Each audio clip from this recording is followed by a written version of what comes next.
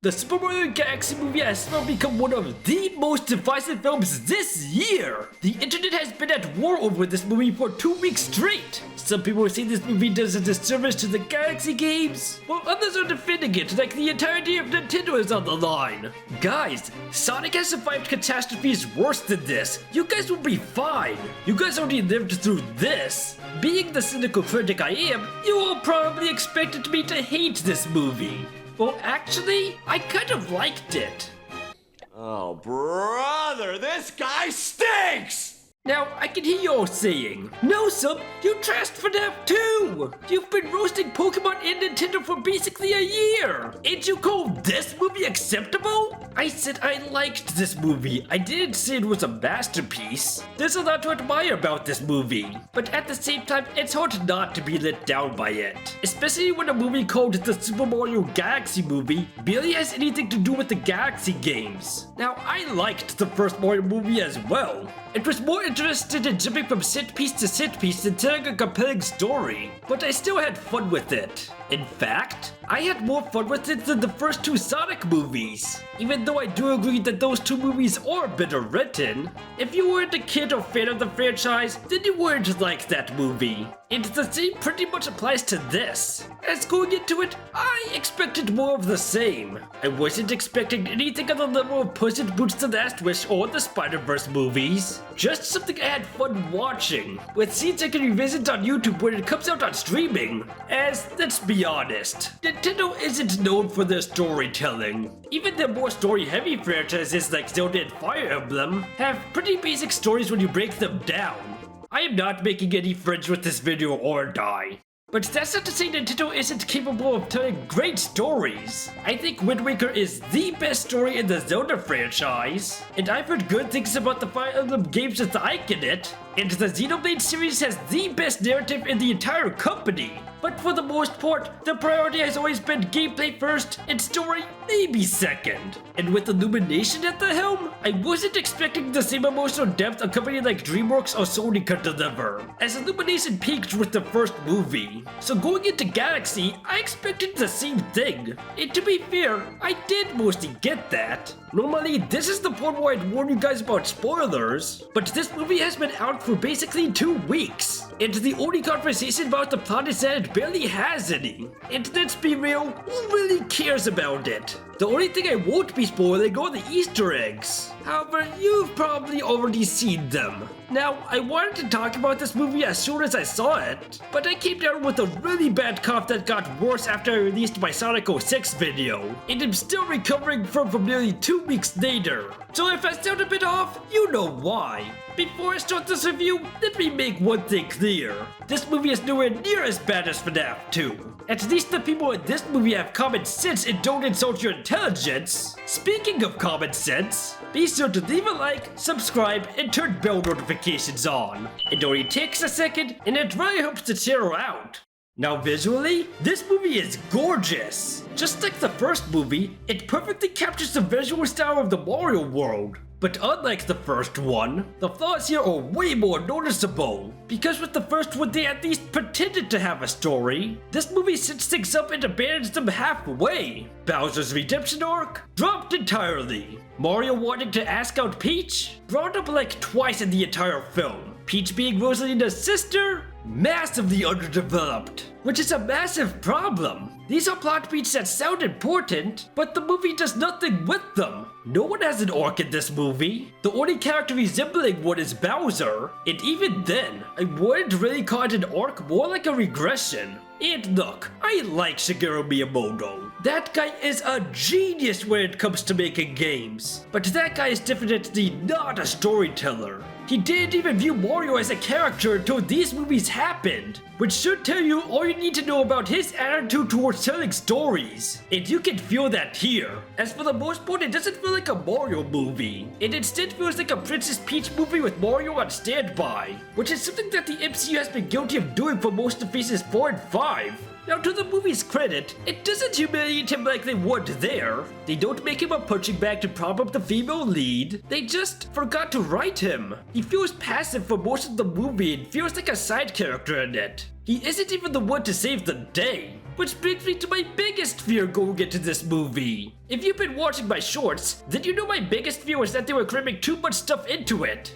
And well, I was right to be worried. Like I said, this movie is called Galaxy, but doesn't even care about the Galaxy games. Which is insane as those games are some of the most beloved games in the franchise. Hell, people were ready to throw hands when Galaxy 2 wasn't in 3D All-Stars, which tells you how much people love those games. They have some of the most imaginative, creative, and most atmospheric levels in all of Mario. Yet the movie barely taps into that aside from maybe one or two moments. It doesn't even feel like you're on a different planet for half the time. I mean, come on! The final battle doesn't even take place on a proper Galaxy-style planet! How do you mess that up? It's like if Sonic 2 included the Chaos Emeralds and didn't give us Super Sonic. Instead of giving us stuff from Galaxy, it shoves down a bunch of stuff from other games. You got stuff from Odyssey, Star Fox, the classics, and even stuff from Yoshi's Island. I'm just shocked they didn't drag Donkey Kong back into this. You've got all this material fighting for screen time, whereas just giving us stuff from the Galaxy games would have been more than enough.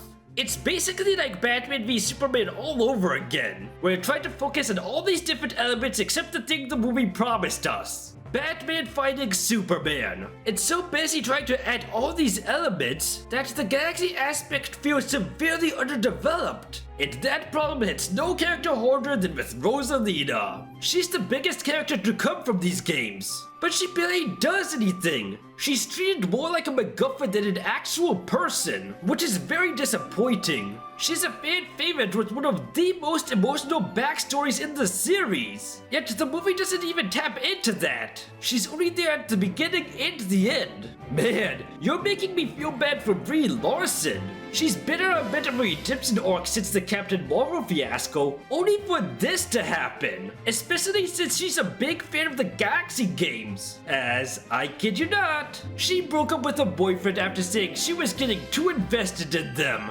Which is funny in of itself, but still. Even Yoshi feels tacked on. He does nothing for most of the film, and if you take him out, nothing really changes. It feels like the writers went, oh shit, we teased him at the end of the first movie and didn't give him anything to do.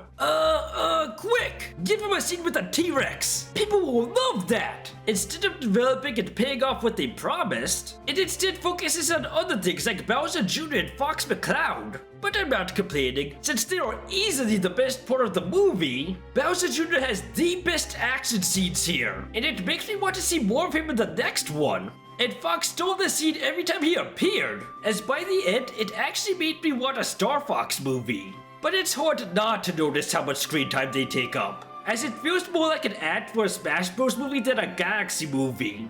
This movie desperately needed another 10 minutes to breathe. Even the first film did that. This one is even more obsessed with getting to the next set piece that results in a lot of ideas feeling undercooked, as keeping it under 100 minutes felt like a massive mistake. As when I walked out of there, I wasn't entirely sure it had a 3-act structure. Now, I can already hear your main defense for this, but no, this movie is made for kids. But that excuse doesn't work here. While yes, this movie is targeted towards kids, it's also targeted towards longtime Nintendo fans like myself. After all, they named this movie Galaxy to attract people like me who grew up with those games. We're the ones that'll understand the references, not the kids. Like seriously, do you think kids will know who Ward is? Hell, most kids don't even know who Fox is outside of Smash. Not that I blame them, since the last Star Fox game came out a decade ago on a console nobody brought and wasn't even good. So please, stop pretending that this film is primarily targeted towards kids.